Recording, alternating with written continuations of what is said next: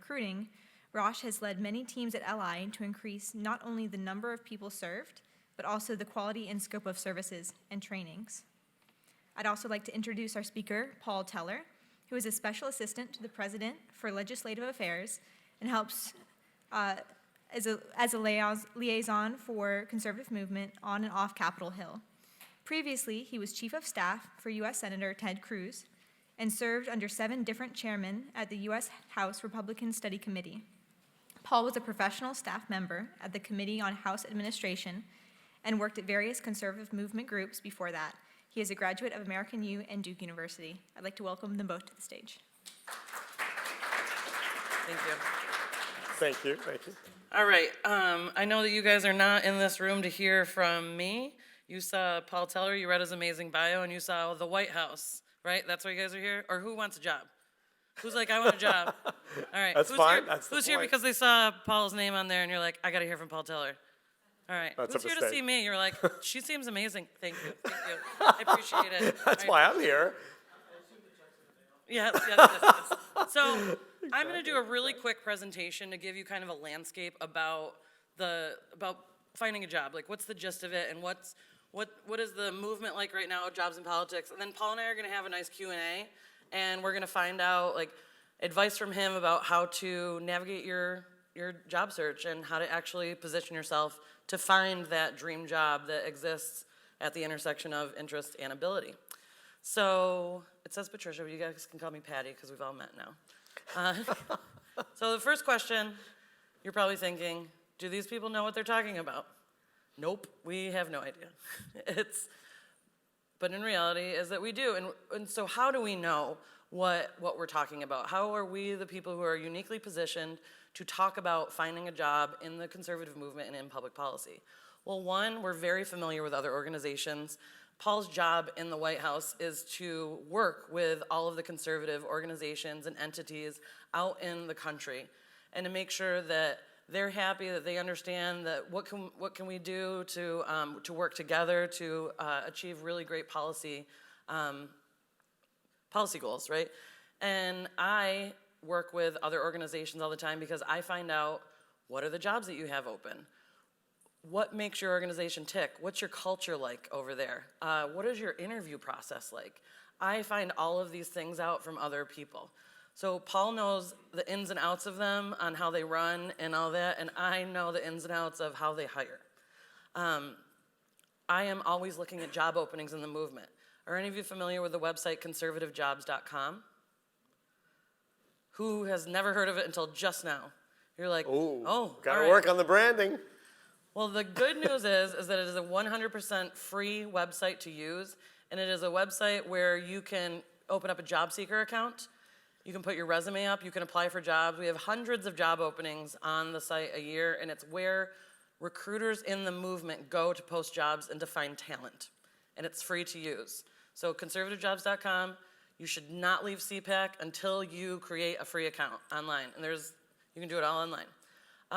We talk about with recruiters, hey, what are you hiring for? I know someone who might be a good fit, X, Y, and Z here. Do you have any openings? They say, well, I don't, but what if we can fit them into this role? Or I can hire them as a temp. And there's so many different ways that we can find talent, recruit talent, and keep talent.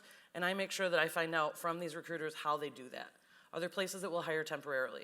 Are there places, how many of you are looking for an internship? Like internship. How many of you are like full-time job? That's what I need. How many of you are trying to switch careers and move into the political realm? That's another thing. So there's so many different ways we can help you with all of that, and I know how to navigate those things. And then we meet with hundreds of job seekers on a one-on-one basis every single year. We service thousands of job seekers through the Conservative Jobs website, the Leadership Institute's Conservative Jobs website. We understand you. We understand how you're feeling, because searching for a job, searching for an internship, changing careers, I understand how frustrating it is. And so we are here to make sure that it's as easy as possible to navigate this path. Types of jobs available, because everybody thinks, who wants to work in policy? You're like, policy, that's what everyone says. I want to do policy, I want to write policy. There are so many ways to affect policy by having a different job within an organization, a company, a Hill office, the administration, whatever it may be. There's political jobs, communications jobs, fundraising and development. You can't save the world if you can't pay the rent. And thanks to very generous donors, we're able to do some incredible work in the conservative movement. External affairs and coalitions working together, like what Paul does, is that how do you connect good people to accomplish good things? Policy is one of those things that everyone knows about. Technology, we need to make sure that the computers work, that the printers are running, that our websites are built, and make sure that those things are happening. Digital, social media, journalism is so important in the public policy realm. Finance, we hire accountants in the conservative movement. There's a job for anyone. And it's just learning, what do you want to do? And it might not be policy. You say, I really like counting things. I'm really good at counting, and I'm a math person. Is that you can be a caging person. You can work in development. You can work in finances. You can figure this out, and that's why we say it's interest and ability is where we need to find it. The resources available to you, you can get a free career consultation with the Leadership Institute. Has anyone taken advantage of that with the free professional headshots? That's going on until 4 today. We'll talk to you about your career and actually give you solid advice that's personalized to you. You can also do this remotely after CPAC and email us. The Heritage Foundation Job Bank. If you're not signed up for it to receive the Job Bank email twice a week, then you are doing yourself and your job search a disservice. Please go to the Heritage booth and find out how to sign up for the Job Bank email. Networking events. This conference is a huge networking event. Have any of you not met someone new while at the conference? It's pretty difficult to not meet new people at CPAC. You're amongst thousands of people who believe somewhat in the same line of thought that you do, right? You're working towards very similar goals. This is where you can start to learn from each other and talk and find out, where do you work? How did you get to where you are in your career? Learn constantly at these conferences. Policy emails and events. Those are resources where you can go and talk to people and find out, how did you get to be working at AEI or Heritage or Cato, wherever it may be. Talking to these people who are running these types of events. And obviously job listings. ConservativeJobs.com, the Heritage Foundation's job bank. Brad Traverse is another job bank for public policy jobs. These are great resources, and you should be taking advantage of them, especially if you are currently looking for a position. There are 2 jobs that are kind of famously difficult to fill with really good people in the movement. One is fundraising and development, and the second is communications. And you say, well, I can do those things. I was an English major, I can write. Most people cannot write well. And that's why it's so difficult to find really solid people who work in communications. People with wonderful personalities, and they've never met a stranger. That's where you want to perhaps go into fundraising. You're a good listener. Development, you listen to donors and what their needs are, what they're really interested in doing, and developing those relationships. It's not called development because you're developing a bank account. It's called development because you're developing relationships. And communications, can you stay on message? Are you friends with a bunch of reporters? Were you thinking about getting into journalism, and now you're switching over to just written comm side and doing press relations? Those are very difficult jobs to fill. Now, you're thinking, what are recruiters saying about job seekers? We all have secret meetings after you come in for an interview, and we debrief, and these are the things that we've said about you. Job seekers don't read instructions very well. If it says to email it to a certain email address and you spam 5 different staffers with your email and your resume and asking about the job, you're not being clever, you're not helping yourself out, you just ignored the directions that are helping this organization hire. You're making it more difficult. So read the instructions and heed the instructions. There's a significant decrease in suitable talent for open roles. People say that all the time. They go, I just can't find anybody. So we are looking for you. This is the thing, but we can only look in certain places. We need to hunt where the ducks are. and where the ducks need to be are on those job banks, that your resume is on conservativejobs.com. You need to make yourself visible and easily seen so we can find you when we're doing a search. There are many open roles in an organization, and the people apply for the wrong one. Like I said, all of those different types of jobs that exist within the public policy sphere, you might be applying to the incorrect job. It might be the one that you want to do, but it's not the one that you are suited to do right now.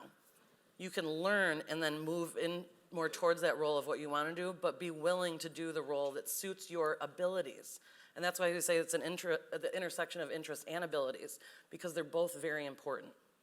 The new administration has created a talent void in some cases, is that a lot of people moved over and started working in the administration. But that just means that there are a lot of job openings in other places that need to be filled. And that is a great opportunity for young conservatives, for people looking to switch careers and move into the public policy sphere.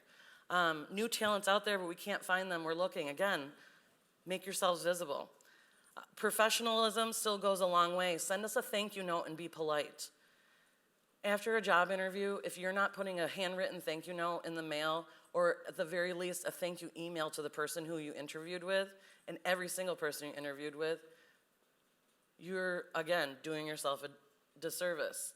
Thank you notes are like gold, they're currency when it comes to people who are hiring. It means so much, and so few people send them that it will make you stand out from other job seekers. And finally, become a familiar face by attending our events. We want to help our friends. That's ultimately what networking is. One of my husband and I's close friend, Chaz Charami, is in the back of the room, and he's a master networker. So if you haven't met Chaz, you guys should. But we talk about, we run our own networking group. It's called The Rules of Networking. And it's on Facebook. You can find it if you search on it. But basically we talk about, we go, we want to help our friends. We don't look at people when we're networking as stepping stones to our next job or our next career move. We're looking to develop relationships with people, because who are you more likely to help? Someone who has a resume and says, I need a job, or a friend that says, hey, can you help me with something? Who's gonna, you do the resume? No, you're gonna say, I gotta help my friend first. You need to move yourself from just a new face in a resume over into the friend category. It's one of those times where it's when you're just friends, friend zone. Friend zone is good when it comes to networking. You want to make sure, you guys can laugh at this. You're like, tough crowd It's a today. little tough crowd. It's all right. But I also want to be very honest with you, is that what's hot right now, fundraising and development jobs, communications roles, digital tech roles, field work. We're gearing up for a very busy 2020 campaign season. Research is hot right now. I think that you need to find every yearbook that ever existed at this point, and you need to find out where that is. But what's not is policy roles. Policy roles are few and far between, true policy roles. But if you want to do policy and affect policy, there are hundreds of other jobs that help the policy move along. You raise money to pay for the salaries. You develop relationships with donors. You develop relationships with journalists. There's just so many different things. You help people find jobs, right? My job is to help people find jobs. How cool is that? You're like, it's so meta. You're like, shut up, we want to hear from the White House guy. This is literally the last slide before we'll get into the Q&A, but the good news is that every single one of you, this is a big assumption, but I think it should be a safe assumption, that you're capable of developing skills necessary to get a new job. You can teach an old dog new tricks. Like I learn new stuff all the time, and I go, I cannot believe that I just learned how to do that. My mother learned how to use a VCR and the internet. You can learn new skills to get you a new job, trust me. The fact that she was able to do that is amazing.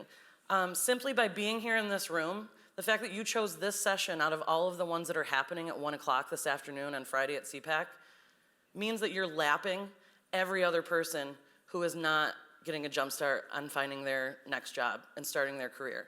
So really, you are doing something extraordinary to help yourself by being in here, so you should be happy about that. We are here to help you, is that we want to be resources.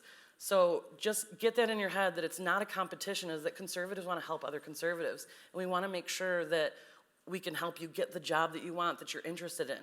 So please use LI, the Leadership Institute, as a resource. Paul, talking to him, he's got great advice. We've been there. We've all had a first job. We've all had our first job in politics. I have gotten laid off from a job in politics. Like, I've been there too, right? We've lost jobs. These things happen, so we've literally been in your shoes. And that's why it's that being empathetic and making sure that you know that we understand where you are. And we believe in you. Is that I want to make sure, like, I want you to succeed.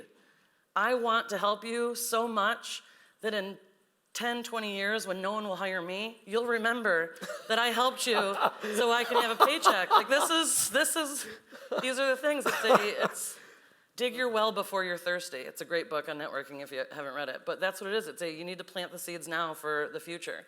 So we're going to get into a discussion with Paul, and we're going to talk about how to jumpstart your career. And I'm very excited about it. Paul has been a friend of the Leadership Institutes for a very long time, because Paul is a great conservative. And we love conservatives at LI. We're in the business of training conservatives. Paul, I think the first question is, for everyone here, is it pretty cool working in the White House? You know, it's not bad. It's like a calm ocean, Yeah. right? It's just like there's nothing exciting going on at the White House at all. No, it's fantastic. It's a tremendous honor. You may say, well, why'd you leave the White House today to come talk to these guys?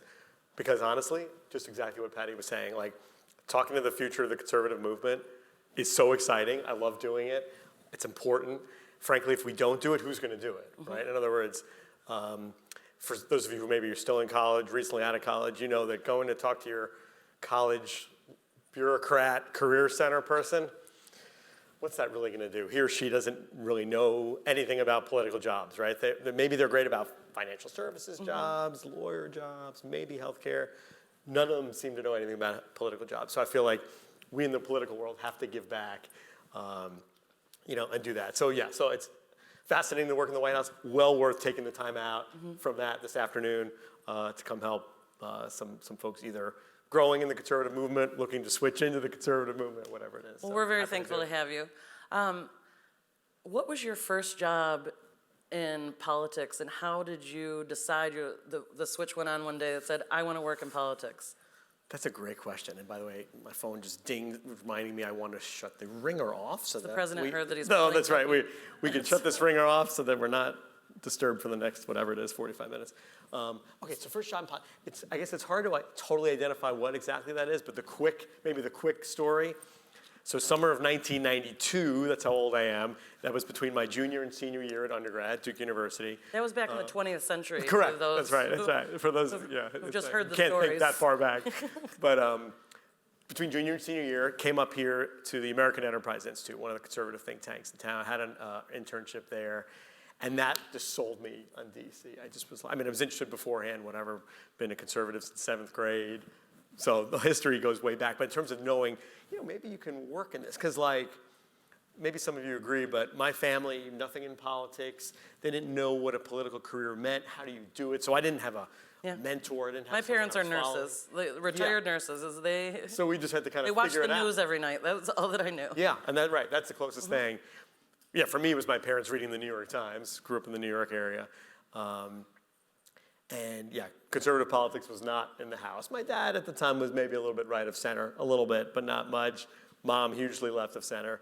So I just had to kind of forge my own path. Anyway, so summer of 92, American Enterprise Institute, boom. It just totally sold me. For the record, since we're talking about networking, and we'll obviously get into a lot more of this, I'm still very much in touch with my fellow interns from the summer of 1992. Lived with some of them later, was texting some of them as recently as last week. That's in 2004 was my first job on a campaign where I was paid to do something, and we did our training at the Leadership Institute's headquarters in Arlington. And all of those people, I'm still in contact with most of them, and Chris Malagisi is one of them. Just started at Kirby. How many of you are going to Reagan Palooza tomorrow? Have you heard of the party? It's a big hyped up party. Reagan Palooza, it's gonna be really cool. It's over in Old Town. It is tonight. Sorry, it is tonight. I don't know what day it is. This is CPAC timeline. But it is now in its 15th year, And I was at the very first one when it was held in Chris Malagise's apartment, when it was after the 2004 campaign, and it was CPAC was our first reunion of sorts, and we've all stayed in touch.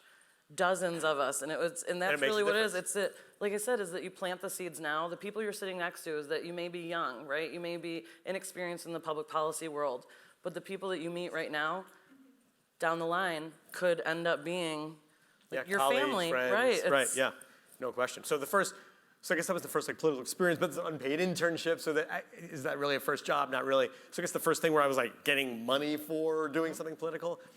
So graduated Duke University in 1993. Came here to American University, grad school, poli-sci. Probably not the world's greatest decision I've ever made, and we can talk about that either on stage or privately off stage for those of you thinking about grad school. Wasn't the greatest thing. I realized that pretty soon, so I said, all right, I don't want to necessarily quit what I've started here, so let me start a dual track and do some conservative movement stuff around DC. So the first thing I did was at the College Republican National Committee. At the time, they had a national newspaper. You know, the internet was like just starting to be created. It wasn't something you really used for any sort of political or recruiting. We had Zach Morris phones that you had. I mean, it was right. So we had to do everything by like mailing it to students across the country. And so we had this national newspaper, and I was selling advertising into this national newspaper to fund it so that we could send a newspaper to the to college Republican chapters and other materials all across the country. So that was the first kind of step. Got me a great taste of the movement. Got a great taste of controversy also right off the bat, because the RNC, the Republican National Committee, wasn't a huge fan of the CRNC at the time, the College Republican National Committee. They thought we were a little too crazy, a little too conservative, a little too radical. RNC wanted to be a little bit more vanilla, and so there was some tension there. It was interesting. And then the CRNC broke off from the RNC and became a 527. Right, exactly. When your first job, your internship at AEI, and then your first job into politics, what's the best piece of advice that one of your superiors told you starting off the bat in politics? That's a good question. I guess, and there's definitely lots, but I would say maybe the best thing touches on what we were saying before, stay in touch with people. It's so much easier to do so, by the way, now than when Grandpa Teller here was coming up in politics. So much easier to stay in touch. But don't just assume it happens. You want to invest in people, and you want to stay in touch with their lives, with their careers. Don't just make it how they can help you, but how you can help them as well, because then it's win-win. You'll build and deepen the connection, and it just makes not only for a more fulfilling career, hopefully, but more fulfilling life. You'll have just, more friends, more contacts in more places, and you'll be better at whatever jobs you're doing, and it'll make it easier to transition and advance within the jobs that you have. So it's no secret that you need your foot in the door in order to work in politics. When I was in college, I thought it would be impossible. I was like, those are the smartest people in the world. Newsflash. That's right. There are a lot of dumb people doing really important things. So we're off the record, right? Yeah, okay, no, it's not present company excluded. But it's basically people make mistakes. The smartest people make fewer mistakes than others, right? That's the most successful people make fewer mistakes. Yeah. But what are the qualities that those entry-level jobs, and I always say to job seekers, I said, you may be waiting for that perfect job, but if you want to move to Washington, D.C., if you want to work in politics, you need to find the job that gets you here, and then you can look for the job that keeps you here. Great point. So when you're looking for that job that gets you here, willing to do anything. I mean, it's my first jobs, I would have done anything. I just needed my foot in the door. What are the qualities that you've recognized in entry-level employees that make them advance in their career? Yeah, no, great point. Passion, driven, be someone who's driven, someone who's principled, someone who, is just a good people person, who you enjoy having a conversation with, you want to talk more to, you want to learn more from, you want to be around them. I mean, it just, maybe it sounds silly and really basic, but just someone you like you have a little connection with, is someone you're more likely to hire or help out, right? Even if you're not in a position to hire, you'll refer their resume, you'll tell your friends about them. You just want to make a connection, but not just be a backslapper and be nice and have a drink and have fun. That's great too, but doing it for principle, for passion, saying, you know, I don't know exactly what I want to do, but I want to advance these issues, or I don't want to, you know, I don't know even know what issues I want necessarily. I just know I want to help government get smaller and have the individual have more power and more responsibility. And that's Something a great like point that. because I have a lot of job seekers who come in and some of them know exactly what they want to do. And I go, God bless you, because when I was your age or at this point in my career, I had no idea what I wanted to do. I still don't know what I want to do when I grow up. Right? I'll just help other people figure it out. In the meantime, And also, I think you probably feel this way too. Like when someone does come in and they have their exact path planned out, like for 10, 12, 15 years, I think that's bullcrap. Personally, I was like, you don't have a lot of faith in God to ruin your yeah, plan. and not only that, how about elections? I'm like, oh, really? So you know exactly who's going to win control of the House and Senate for the next 6 elections. You know exactly who's going to win the presidency. You know exactly who you're going to meet romantically, by the way, right? A lot of times you think you're going to be in this city and you meet a girlfriend or a boyfriend and they pull you to a different city. So like, you just don't know. But if you have your principled guardrails, you're like, I don't care where I am. If I'm in LA, if I'm in DC, if I'm on the House, Senate, President, media, all the jobs that were up there before, I know I want to be advancing conservative principles. That's great, and that's attractive when you meet with someone. It's like if you want to work at the Heritage Foundation, how many of you would love it? You're like, dream job, Heritage, that's amazing, policy.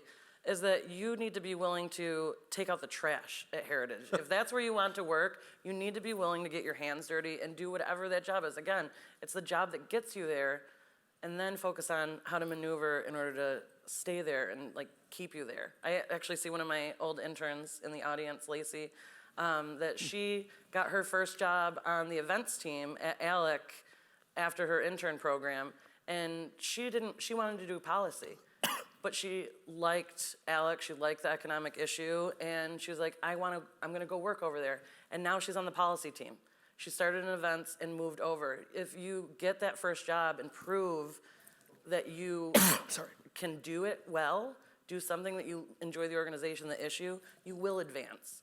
It's kind of getting that chip off your shoulder about I'm very qualified and I should have this. Instead, it's great point. Have some humility about it. Right, yeah, don't go in with an attitude of like, hey, I went to a great school and I had this fantastic role in a campaign.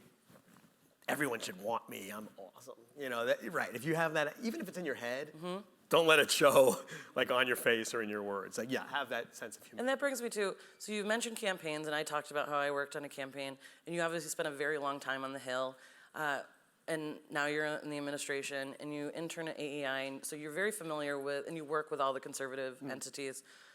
What do you see the biggest differences are in the types of employees that each entity is looking for? Like, what are the standout qualities for the Hill, for private sector, whatever it may be? Honestly, you know what's funny?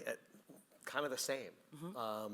Because they're all political jobs, right? They're all conservative movement jobs, you know, in my case. You know, folks who are hiring on the Hill would love someone who's a people person, but also someone who could write. Also someone who, you know, has at least some sort of ideological vision, right? The worst thing you could say, I always feel like, is I'll work for anybody doing anything. I'm not saying you shouldn't get your hands dirty. Yes, Right. I totally agree with that. But like what you said, I want to work for the Heritage Foundation doing anything. That's different. But I've seen people go, I'll work for Republican, Democrat, liberal, conservative. I just want to get in the door. Don't do that. Like that turns, I think, You have most to have people your off. Have some sort philosophical of principles, and And even if you're still developing them, that's okay. Then just say, like, look, you know, to be honest, I'm still exploring certain ideas, whatever, but I just know that I'm on the conservative side. Or no, I'm a little bit off. Maybe I'm a 6.5 out of 10 type of Republican. or a libertarian, or whatever it may be. Right, yeah, exactly. But have some direction, some guardrails there, that kind of thing. That's, so we've talked about all the positive qualities. What's something that you have seen be the biggest detriment to someone's career, that it's a habit that they should break now if they do it? I'll say mine. Say mine. Sure. Mine is if you only bring up problems and you never propose a solution to that problem, if you're just alerting to them of what's wrong, that is going to be detrimental to you for your entire career, because you're just going to be the bearer of bad news instead of a problem solver. So whenever there is a problem, and things go wrong, remember, it's the most successful people just make the fewest number of mistakes. It's propose a solution to whatever it is. Your boss might say, that's a terrible idea. You are the dumbest person I've ever met in my life, right? They're not gonna say that, but it gives you a chance to show that you're a problem solver and you're thinking about how to make things good and right and correct. So, and I'll let Paul say what he thinks is. That's a good point. That's a really good one. Yeah, one I was thinking is, and this especially applies to when you're networking to get a job, but certainly once you're in a job and you're continuing your networking, the kind of person who's only in touch when they need something. That's not necessarily a recipe for success, right? You don't want to be known as the person who's like, people only hear from you when you need something from them, right? Maybe the first time you give that person something, maybe the second time, sure, let me get you this. By that third time or more, you're just like, okay, this person, they just want to take. They don't want to give, they don't want to work together, they don't want to collaborate, they don't want, help me out, maybe I need something. So yeah, I'll always look at how, turn the arrow outward, right? How can I be a servant leader? How can I serve other people? How can I help other people? And at times when I need something, then I've now built up enough trust, enough capital that I can ask friends and colleagues, hey, can you help me? When I did get fired from the RSC, I had built up enough outward arrows that I was able to go like, okay guys, need your help. Need some advice, need some connections, that kind of thing. And you could ask that with a straight face. Whereas if you're only asking, gimme all the time, no one's really going to help you in the long term. If you ask someone for a favor, once they do that for you, they help you out, say, thank you so much. Let me know if there's anything I can do for you. Yep. That's it. Just a simple way to close that deal as well. I like thinking about what my life would be like had I not been interested in politics and what I would want to do. And my dream job would be to be on Saturday Night Live as one of the cast members. It would be so fun. If you didn't work in politics, what do you think you would be doing? I'm one to say that I have no talent and skills outside of politics. In fact, I always joke that once I leave the Beltway, I also have no skills and talents. But what I'd be doing, honestly, it's hard. It's hard to imagine because for me, it's like I said, since 7th grade, I've been a conservative. I've had this political path. I've done nothing else. So let me politely dodge that one because I honestly have I get it. no good answer. How about you? Other than Saturday night, what would you do in this town? Oh, in here, I'd probably be a teacher. Okay. Specifically a history teacher, because I've always been fascinated with American history. Cool. And, all right. And I've always wanted to create a coursework around the song We Didn't Start the Fire by Billy Joel, and where you have to actually research everything within the song. That's all. Billy Joel was my first concert when I was a kid. It was that specific. But that's not one of his better songs. No, but when you're in the 3rd grade, it is the song. I gotcha. And it's the most historically oriented right, one. So, and I was like, oh my gosh. Me with my Reader's Digest books that my parents would buy me. It's like, nerd alert. I'm not wearing my glasses today. That's right. We want to open up for questions that if you have for Paul or myself specifically about how do I get that job? So are there any audience questions? And real quick, before you even go to the first question, just a very short story, which I think is yes, very please. relevant. So again, I love doing these kinds of things. I did one at Duke University once. I always try to stay back in touch with Duke and whatever. Did one of these, talked to folks. Some people came up to me afterwards. One guy in particular was just, asking me lots of questions about politics. I didn't think I can go into politics. How do we do it? He heard, my story. He was excited by my energy that, wow, it's great to work on Capitol Hill. That, stuff like that. And then flash forward a few years, that guy is now a senior White House advisor. His name is Stephen Miller. Oh. So I want to take some credit for inspiring Stephen Miller to come because he's a Duke alum. And I had actually followed him because he would write these rabidly conservative op-eds in the Duke student newspaper, which I was so thirsty for when I was a student. So as an alum looking back, I was like, wow, that's great. And he didn't think he could know how to do a political career. The only reason I bring that up is to say there could be the next Stephen Miller in this room.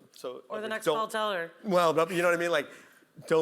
Don't underestimate the importance of learning some of the skills here, asking some questions, which we'll get to in 30 seconds, sorry, and then staying in touch because Stephen and I did communicate thereafter, and now he's walking into the Oval Office whenever he feels like it. So it's pretty cool. It's pretty sweet. But anyway, sorry about that. So my question is, what is your advice for students who are getting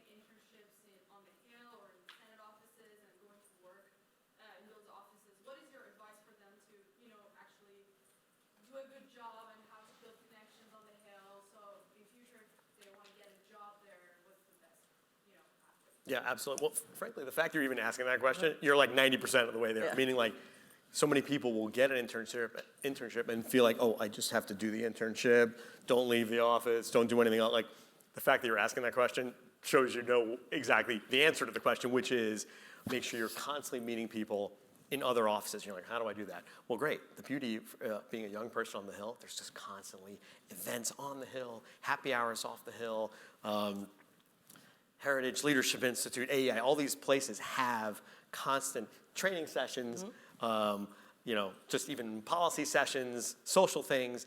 Go to all those, take people's cards, meet folks. And here's the key, and this is where not everyone does the greatest of jobs, follow up, like stay in touch. Don't just meet folks, take their cards, throw them in a shoebox, never do anything with them. Like, stay in touch with folks, build real relationships.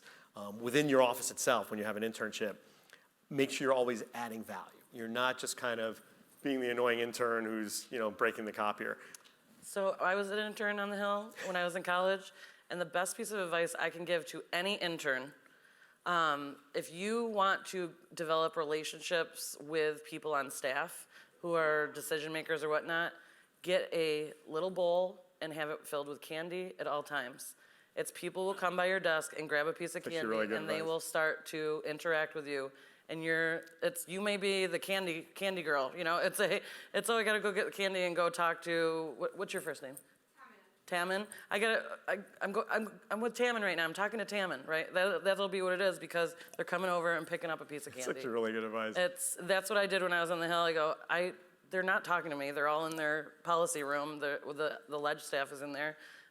The only way to get them to come out is, and then they started giving me money to go get more candy. So I did great. the initial investment, and then everybody else started paying for it. So it was perfect. But it's just those small things. It's stand out somehow, stand out in a good way. That's right. And then obviously, look, offer to stay a little bit late. Like if your internship ends at 5 p.m. every day, when it's 5 p.m., before you walk out, ask people, hey, you doing okay? Can I help you with something before I head out? Or, hey, I noticed you were crunching on that press release. You want me to do a quick draft for you? Like, even if they say no, the fact that you're offering is great. And believe me, they're not going to say no too many times, right? So much stuff to do, they will start saying, yeah, actually, would you mind doing this? Would you mind getting that? Like, great, come along to this. Feel free to, push the envelope a little bit, right? Don't be crazy, but like a little bit, hey, can I join you for this meeting? Or just be that person who helps out, who's value add, who is giving, servant leadership, not always just like taking.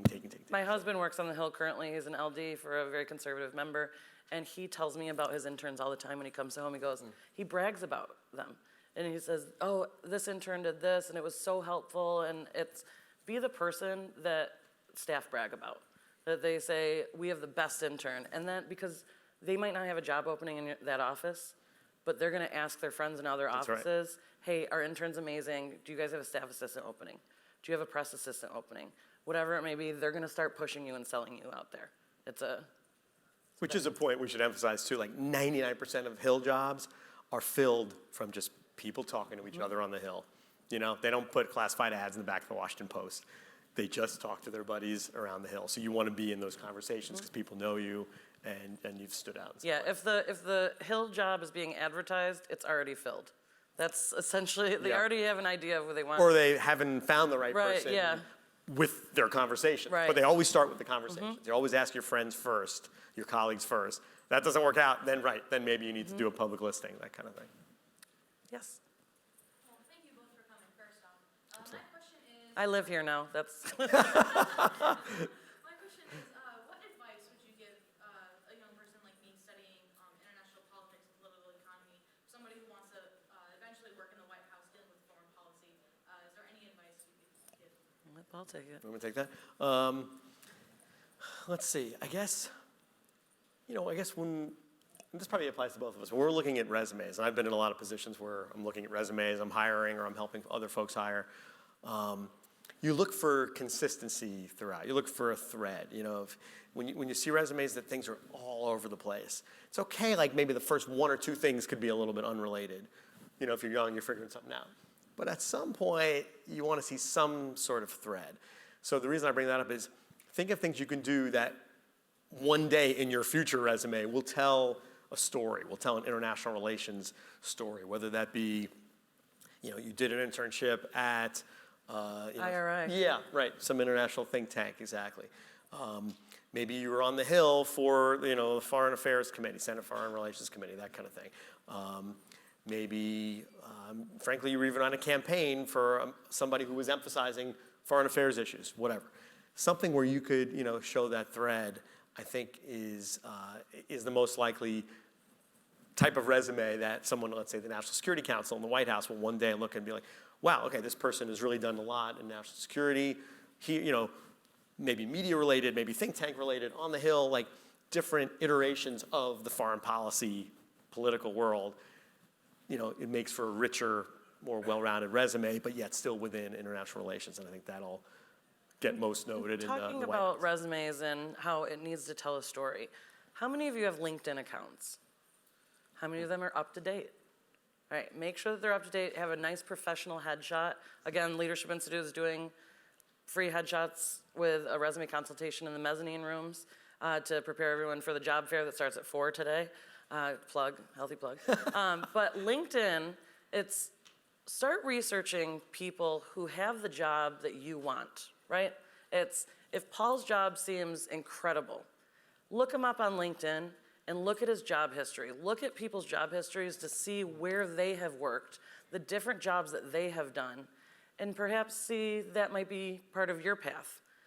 And it also gives you an idea of the different types of jobs that are out there, where you're not gonna be that person writing policy at the White House right now, but find out who that person is and go see what their work history is. What was their career path that brought them to that spot? That's what I use LinkedIn for a lot, is that I do the research about what people have done, how they got to be where they are right now, and I learn their career path so I can give the advice to the job seekers and say, these are 3 different ways that people have gotten to this specific job. So I just want you to know what your options are. By the way, since you mentioned LinkedIn, I can't help but take this opportunity to say, if you haven't done so already, please clean up your social media.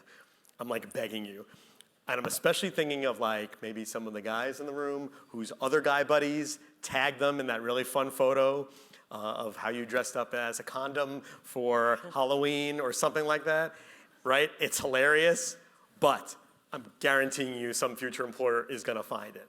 Come up on Google Images, you think, oh no, it's way down my Facebook feed. No, it's on Instagram like 2 years ago. They're gonna find it, it comes out. It's also Please things clean that it up. you've liked that you yourself have actually reacted on. So be really careful, because sometimes you accidentally push like button and you don't even realize it and you go, oh my gosh, this is so stupid. Yeah, so be careful with that. Folks do find those things. It's you and then you, yeah. I wanted to circle back to the comments you made about graduate school. How important is it to have a graduate degree if you work on the Hill or in the White House or even in like a think tank? It definitely depends on the exact path you're thinking. Like, for example, if someone says, hey, I would love to be a lawyer or a counsel on the Senate Judiciary Committee one day.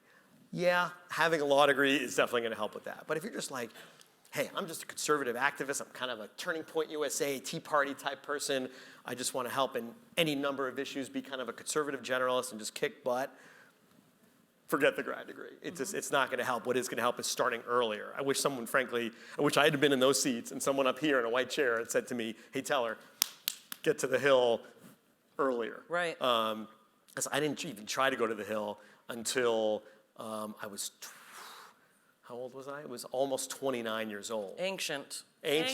Which, believe it or not, for the Hill, for your first Hill job, some people look at you like, oh, 29, almost 29, huh? Okay, well, let's see what we can do. Because the reason it was tough was because I was too old to kind of start like as an entry level, because at the time I had this poli-sci PhD, some experience around the conservative movement, a little bit older. So felt weird to be a staff assistant at the front desk. On the other hand, I couldn't even find the men's room around Capitol Hill, so they can't start you in some senior position either. So I was in this weird no man's land, which I overcame through networking. My husband's first job on the Hill at 36.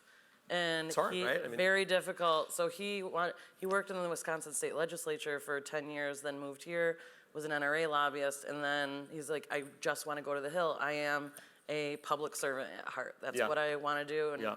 And he would apply to any job opening that he saw. He goes, I just need to get my foot in the door. It was his attitude. I said, I agree with you if you didn't have as much experience as you do on your resume. There's like a red flag when someone with this type of experience applies for a very entry-level position.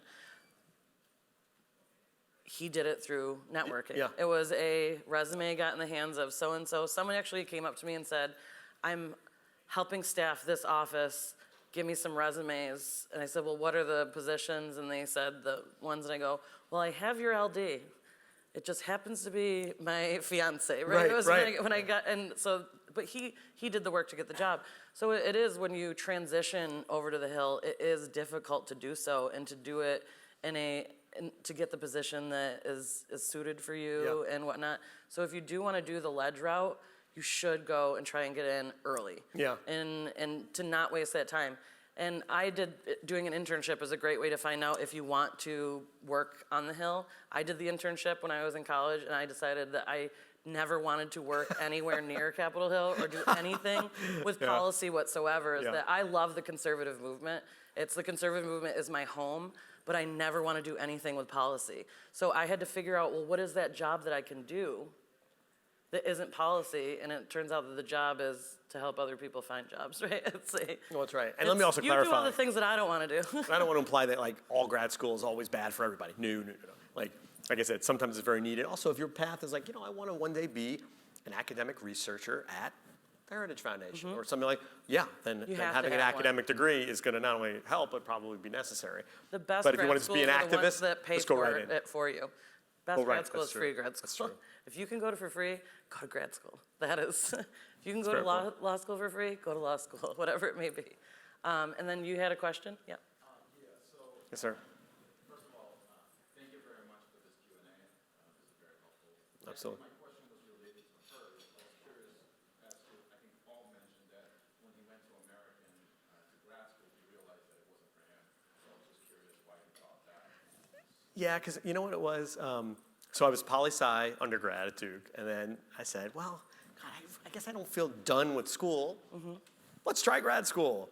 I like politics, political science, but let's try poli-sci grad school. I mean, that's almost the extent of the thought that went into it. It was very little research and thinking, not realizing that poli-sci undergrad, way different than poli-sci grad school. Grad school, they're like trying to narrow your brain. There's a lot more quantitative stuff, statistics, Today it's like so much Right, just it's actually computer free, programming even. It's like, and I'm like, this is not what I thought. So also here we were at American University, Washington, D.C., a few miles from, the seat of our government. And I remember even suggesting, why don't we just have some kind of field trips, for lack of a better term, down to the Hill, down to the White House. They laughed at me. They're like, well, that's an undergrad thing. We don't do that in grad school. And I'm thinking, that really just flipped the switch for me. Like, yeah, right. So in grad school, we're going to do theory, and we're going to read books written by authors who've never worked in government, even though we have government right down the street. So I'm like, you know what? All right, this isn't really for me. I'll start this kind of public service. Yeah, when movement people path. say if you want to get into politics, be a poli-sci major, or they make it required to have a political science degree, it is one of the worst pieces of advice I was ever given. It's you want to go into politics and study political science. I say that I never use my degree. I use my communications classes that I took, my liberal arts classes, just the general education requirements, because those things taught me how to think and think critically and think in a way that makes me analyze things differently. Poli-sci is completely its own thing. animal.